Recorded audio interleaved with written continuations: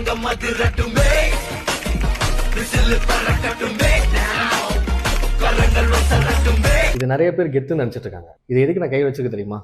இன்னைக்கு பேச போகிற டாபிக் ஏதாங்க. டாப் 10 இம்ப்ளான்ட் மித் சீரிஸில் நம்ம பார்க்க போகிற 5th மித், சிகரெட் குடிக்கிறவங்க இம்ப்ளான்ட் பண்ண முடியுமா? அப்படி பண்ணால் சக்ஸஸ்ஃபுல்லாக இருக்குமா? ஃபேக்ட் என்னன்னா பண்ண முடியும். அது எப்படின்னு நான் சொல்கிறேன், வாங்க பார்க்கலாம். என் பேர் டாக்டர் சுசி விஜயராஜ், விஜயாபுரம் மருத்துவமனை. புகையிலை பிடிக்கிறனால வரும் விளைவுகள் பல. பட் அது டென்டல் அண்ட் டென்டல் இம்ப்ளான்ட்ல எந்த அளவுக்கு பாதிப்பு உண்டாக்கும்னா, சிகரெட்டில் நிக்கோட்டின் இருக்கனால ரத்த குழாய்கள் சுருங்கி ஈறுகளுக்கு போகிற ரத்த ஓட்டத்தை பாதித்து உங்களுக்கு ஈறுகளில் இன்ஃபெக்ஷனை உண்டாக்கும். அதனால இம்ப்ளான்ட் பாதிப்படையும். எலும்புகளில் கால்சியம் அப்சார்ப்ஷன் குறையும். அதனால இம்ப்ளான்டோட ஸ்ட்ரென்த்து குறையும்.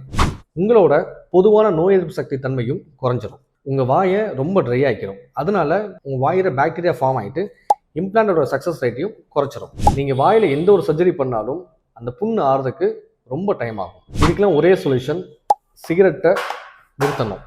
அப்படி நிறுத்த முடியலன்னா இம்ப்ளான்ட் சர்ஜரிக்கு 2 வாரத்துக்கு முன்னாடியும் 2 வாரத்துக்கு அப்புறமும் நீங்கள் சிகரெட் நிறுத்தினாலே இம்ப்ளான்ட்டோட இனிஷியல் ஹீலிங் ஃபேஸை நம்மளால் சக்ஸஸ்ஃபுல்லாக பண்ண முடியும். ஸோ நீங்களே டிசைட் பண்ணிக்கங்க, உங்களுக்கு புகையிலை முக்கியமா இல்லை புன்னகை முக்கியமான்னு. நன்றி.